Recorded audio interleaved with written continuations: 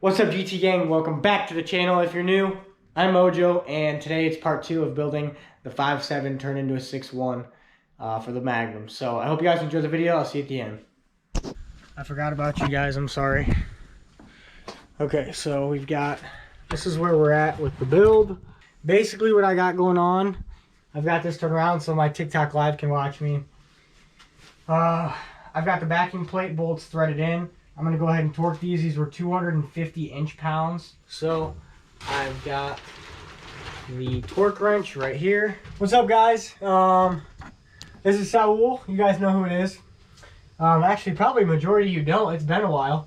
Anyway, I have the MDF plugs in. We actually had to go buy bolts because when I removed the stock solenoids with the MDS system, I must have threw away the bolts by accident, as well as when I'm swapping in my 6.1 lifters, for whatever reason, I removed the bolts out of the yokes, or the retainers, and I threw away my stock 5.7 ones that had the MDS lifters, so we had to go buy some new bolts. Anyway, what we're doing right now, we're going to lift the engine up, install the rear main seal, put it back on the stand, install the heads, and then we'll be able to flip it over, install the oil pan, and the engine will be sealed, and it'll be ready for install tomorrow. Besides, obviously, alternator, install the flex plate. I could actually... yeah, we'll have to install oil pan before the flex plate, but still, we're really close, guys. So as soon as we lift this up, install the rear main seal like I just said, and then we'll put it back on the stand, flip it over, oil pan, etc., etc. If you have any questions, just ask below. We'll go ahead and do that, throw you guys on a time lapse.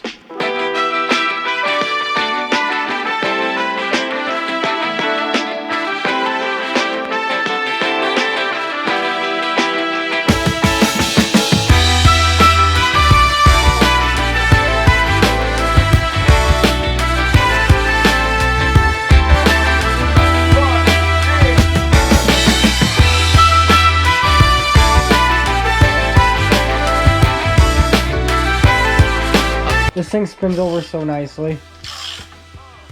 I'm so excited.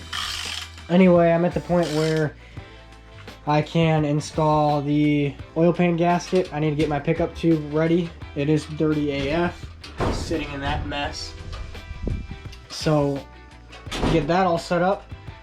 And then I'll get the oil pan ready. And from there, go ahead and throw that on. Be able to spin it back over and start working on other things.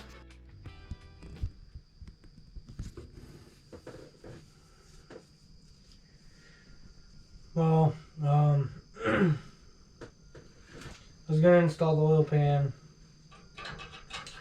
but I ran out of brake parts cleaner, and the oil pan is full of metal. I forgot to clean it, and the head gaskets for the 6.1 are apparently a little bit different than the 5.7. I thought that that wasn't the case, so due to lack of research, I can't finish this within the time frame that I had allowed myself, so I'm gonna wrap it up and wait for my head gaskets to come in. And yeah, it sucks. I really wanted to get this done. I was really on track to do it. I was gonna put the heads on tonight, clean up the oil pan tomorrow, throw it in the car, but it's not going to happen. I'm going to wrap it up. Thanks for watching, guys. I'll see you in the next one. We actually have the engine in our shop as the TikTok goes off. So I did buy a house, and this is the garage. I will give you guys a full tour later, but this is exactly where we're at. The head gaskets were wrong, as I said earlier. So, for instance, I can show you right now. So I was really upset. I put these on just like that. This is the 6.1 gasket. As you can see, I will have a major leak right there. So, and I thought maybe, just maybe, it's on the wrong side. Well, I still have the same issue right there. So, obviously, if I bolt this down, I'm going to have a lot of coolant spraying out of the head. So obviously this gasket will not work. That being said, shout out to, I don't know exactly what the company was, but Mr. Gasket Company. I bought these off of Jegs, guys. A company was selling these, but it's a 40 thousandths compressed thickness, which is 12 thousandths thicker than stock, as well as a 40-50 bore, and my bore is actually a 40-55. So it's 5 thousandths of an inch smaller, but that translates to 2.5 thousandths on the outside diameter. So it's really not that much. 2.5 thousandths of an inch is almost nothing in comparison to really the size of the bore. And when you think about it, you're thinking, hey, the bore on my head gasket should not be smaller than the bore of my cylinder. But you actually have a little bit of a gap between your piston and your cylinder wall. That being said, it's smaller than 2.5 thousandths of an inch. I'm going to be okay. This is what I have to run. I will let you guys know if it works or if it doesn't. And if it doesn't, you will know. Believe it or not, I will let you guys know if I fail. So that being said, I'm going to go ahead and get this thing thrown back together. I want to start building this thing right now. I'm going to throw you guys on a time lapse. Let me know what you guys think of the shop. We've got Mopar flag already up. Everything pretty much set up. I put in this cabinet. That table right there. I had to rearrange this. Put in these cabinets. My toolbox. And yeah, so I'm going to go ahead and throw you guys on a time lapse and throw these head gaskets on.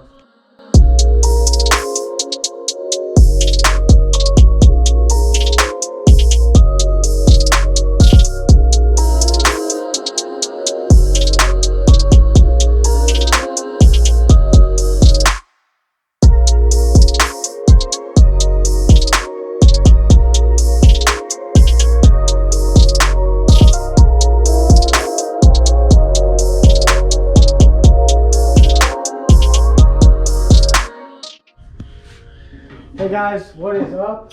So, according to this book here, it says to torque them in a certain sequence and torque the M12 head bolts to 25 foot-pounds and add 90 degrees turn. I'm not a big fan of the 90 degree stuff. I know that's a torque to yield, but I'm more of a set number and I know I'm good type of thing. So what I found online was actually, according to itstillruns.com, that's pretty trusty. The 12 millimeter bolts torque to 25 foot-pounds, which are these in that sequence, and then you torque the 8 millimeter bolts, which is the 5 across the top by the intake ports, to 15 foot-pounds, and then you tighten the 12 in the same sequence. Not the 12, the M12 bolts in the same sequence as you did before, but at 40 foot-pounds, and then you tighten these again to 15 foot-pounds just to double check it. So I'm gonna go ahead and do that. I will leave this torque sequence right here for you guys to get. Make sure you guys can see it on the camera. Let's see, can you see? There you go. Go ahead, stop it, screenshot, whatever you gotta do. Anyway, I will go ahead and start torquing these in the set order, starting with 25 foot-pounds across the M12 bolts and that sequence that you just screenshotted.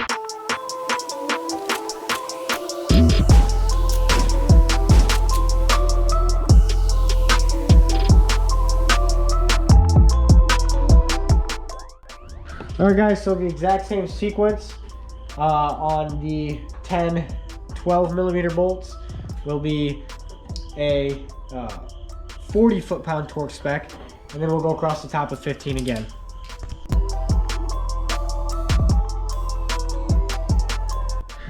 Okay, so one thing I didn't mention that I did end up looking further into, because tightening these to 40 foot-pounds just didn't sit right in my stomach. I was like, that does not seem right at all. I've built a few engines in my day, but 40 foot-pounds on head bolts just didn't seem right, so I did a little bit more research.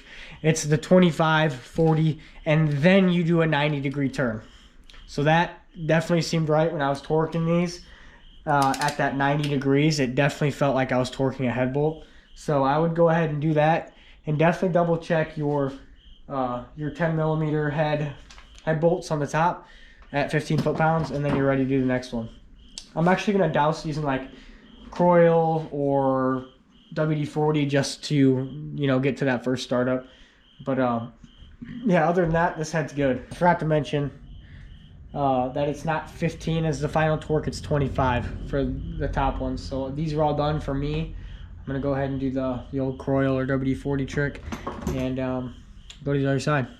All right, guys, so the next step is extremely important.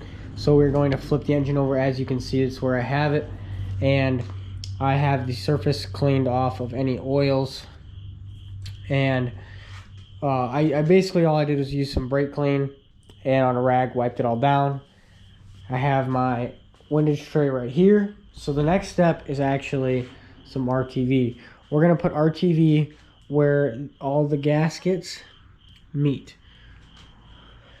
So on the front timing cover as well as the rear main seal, we're going to put RTV right where they meet, and it's as simple as putting the oil pan gasket on, the pickup tube, and then putting the oil pan on. Okay, so I have my oil pan on, and every single bolt is lightly snugged up. I am missing one. I will have to throw that one in eventually, but yeah, I decided to have the one that I'm missing right by the two 15 millimeters. But anyway, we have a torque order and torque spec of 44 inch-pounds and then 39 foot-pounds for the large 39 or the large M10 screws.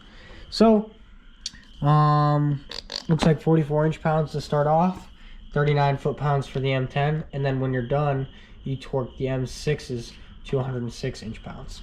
So here's the order. Go ahead and screenshot it.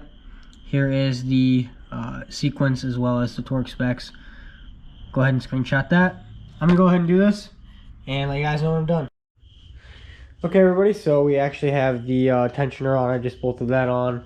Engine's flipped over. What else? Oh, coolant plugs. I put some RTV, high temp RTV on the threads.